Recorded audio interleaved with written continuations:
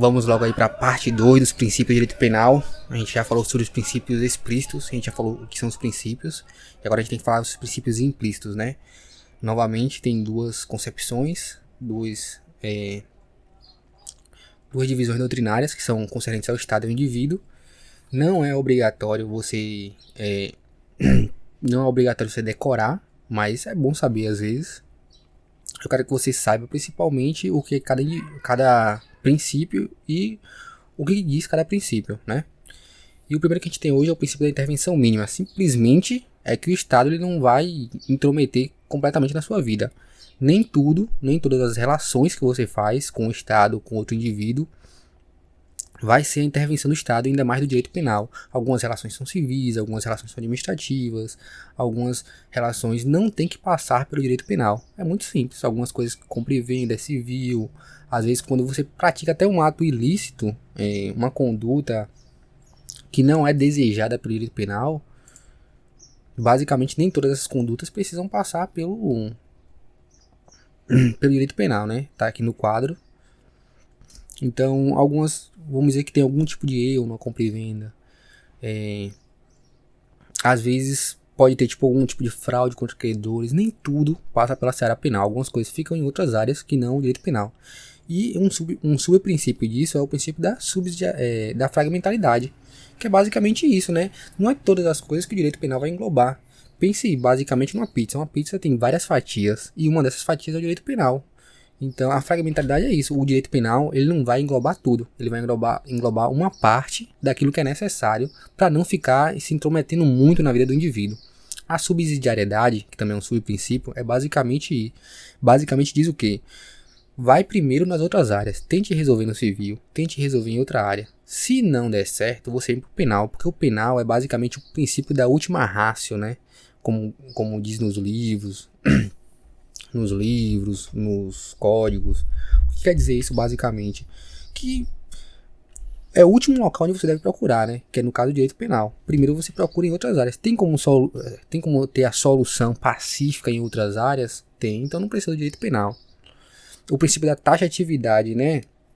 O princípio da taxatividade é bastante simples, assim.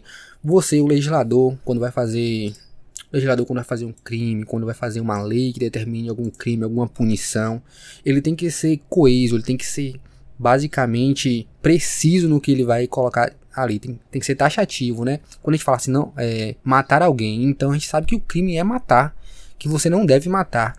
Um exemplo dessa taxatividade que é horrível é quando a gente fala assim, tinha a contravenção penal de vadiagem. Hoje em dia, você fala assim, o que é vadiagem, né? Vadiagem para você pode ser uma coisa, para outro indivíduo pode ser outra. Então é muito difícil, né?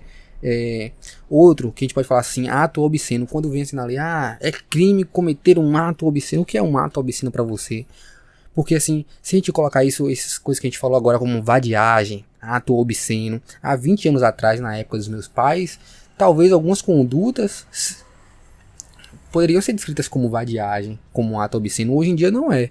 Eu lembro que há tempos atrás, né, a época talvez do meu pai, do meu avô, as pessoas que ficavam muito tempo na rua, assim, dia de semana, na rua, sem ter algum motivo, eram considerados vadios, né? Era considerado a população como vadio. Hoje em dia não. Hoje em dia as pessoas têm mais esses hábitos noturnos e nem por isso a pessoa é vadia.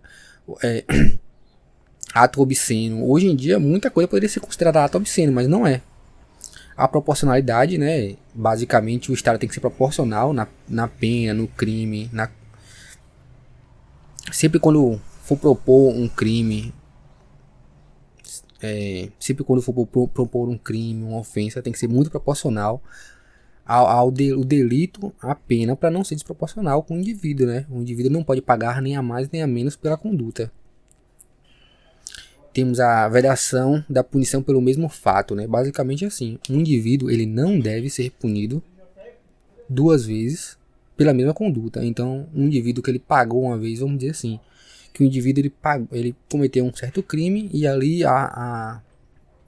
ali foi entendido que ele deveria pagar por 2 anos, seja de detenção, de reclusão.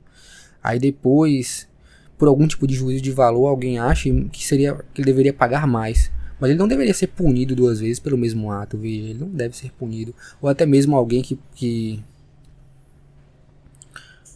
ou até mesmo alguém que seja punido no exterior com a pena de detenção, digamos assim, ele cometeu um crime entre dois países, entre o país do Brasil e da Argentina, que é punível aqui lá o crime.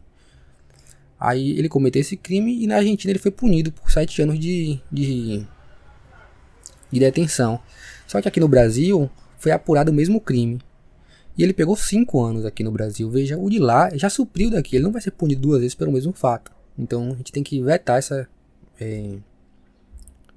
gente tem que vetar essa punição 2 vezes pelo mesmo fato. Eu deixei aqui destacado a ofensividade, que basicamente é assim, né?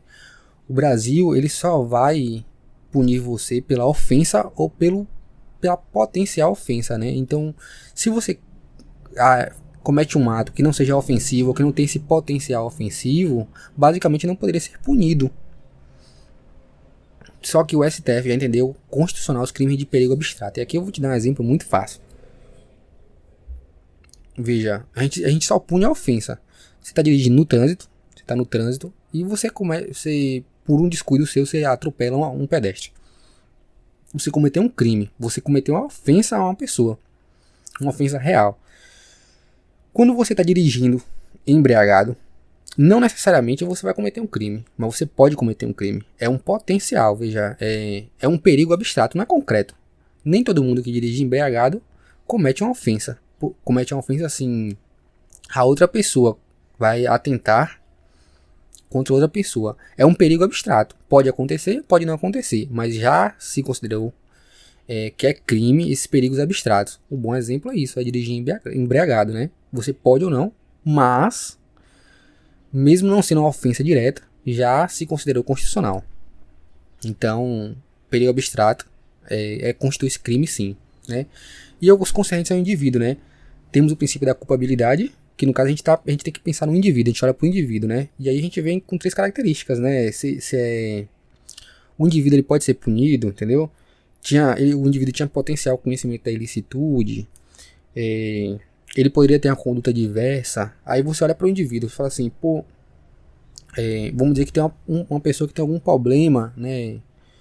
Físico, mental, que ele seja inimputável, ele não conhece, ele não reconhece, ele não consegue entender os atos que ele está cometendo. Por isso, ele é inimputável, né?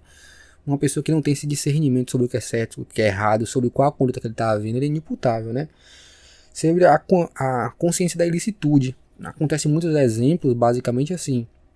E um estrangeiro, ele vem para cá, dá muitos exemplos nessa seara, né? Um estrangeiro vem para o Brasil, passar no carnaval, aí no local onde ele reside, no país onde ele reside, alguma substância é legal. Então ele chega lá e fala assim, pô, é legal lá no meu país, eu nunca vi dizer que no Brasil não era ilegal, e ele chega aqui e consome a mesma substância, ele vai num time de futebol, num estádio de futebol, ele está consumindo a substância, né, no carnaval, no futebol. Aí ele é pego pela polícia, mas ele não sabia da ilicitude do fato. Veja, que aqui as pessoas confundem, mas eu vou explicar de maneira muito fácil. Não é que ele não sabia. Para ele era permitido. Porque, como se sabe, a gente não pode alegar desconhecimento da lei. Não é que ele não sabia que existia lei. Não, na cabeça dele era legal e era possível. Então essa é a diferença.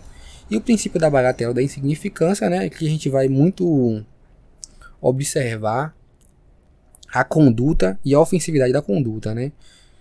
Basicamente, o princípio da bagatela da insignificância é que ele vai desqualificar a tipificação do crime baseado na insignificância que o crime teve.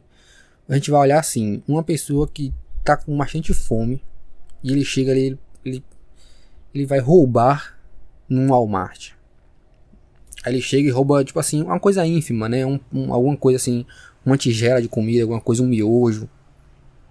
Pro Walmart, aquela ofensividade não vai diminuir substancialmente o potencial econômico do Walmart, que venha a causar prejuízo, não. É insignificante.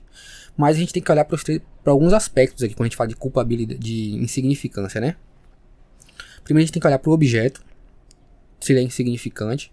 A gente tem que olhar para quem detém o objeto, no caso a vítima, porque talvez um miojo para o Walmart seja significante, mas talvez para um morador de rua que roube outro morador de rua não seja insignificante, porque ele tem pouco, se tirar aquilo ele não tem nada.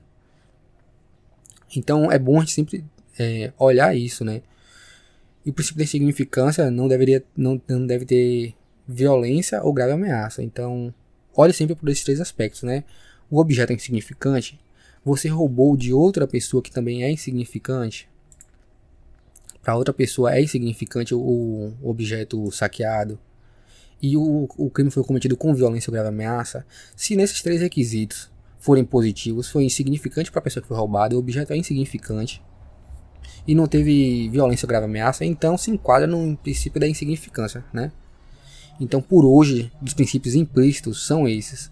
Eu acho que dá para ficar muito claro e muito fácil de entender. E aí agora a gente vai para o próximo, que no caso seria Lei Penal no Tempo.